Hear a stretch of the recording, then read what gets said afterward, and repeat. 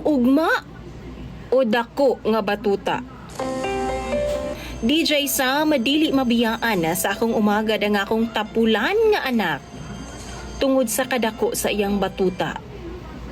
Ambot ba DJ Sam? Doon nagyoy mga babay di ay nga pakatamison pang magutman kaysa sa biyaan ng iyahang walay pulos nga bana. Tawagan na lang ko sa pangalang Sylvia. Usa ka inahan nga na problema gyud intawon pag-ayo aning akong anak ug sa iyang asawa. 58 anyos ako DJ Sam.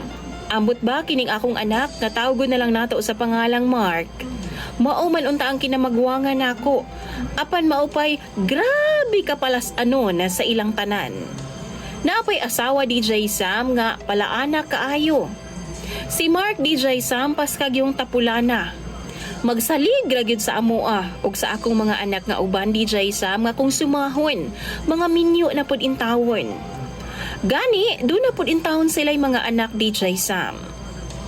Doon na pagid sila'y mga estudyante, sama pud ni Mark. Apan kaning akong kamagwangan, wa na gani trabaho, kapusot-pusot pa ang iyang anak.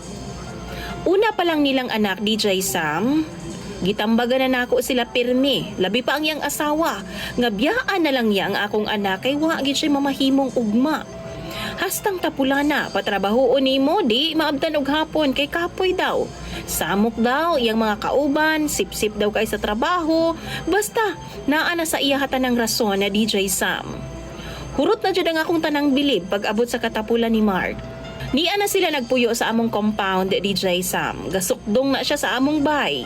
Di pud pwede nga magtrabaho ang iyang asawa kay gawas nga sigig kabuntis.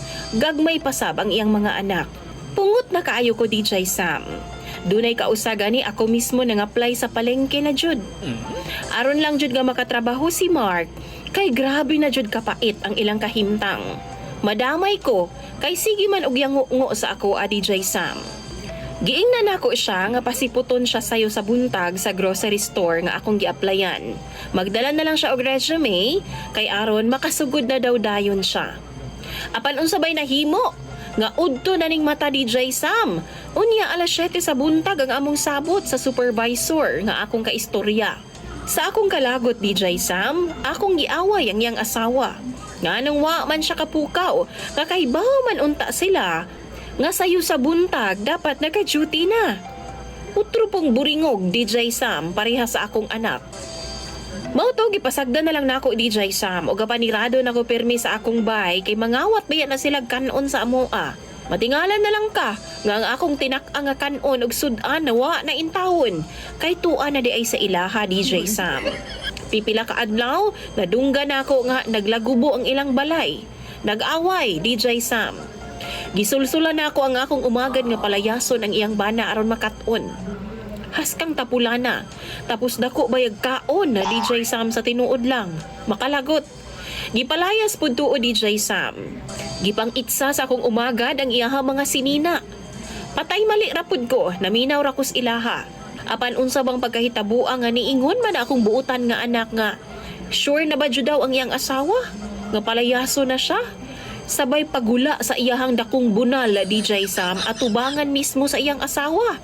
O gipangutanan niya kung di na ba daw siya ato. Ambot DJ Sam murag nahuyang man pod ang akong umagad, naong pod og dakong bunal, nahilom. Nanulod na sila sa balay nila DJ Sam. Way layas nga nahitabo, maong perti gyud akong punguta.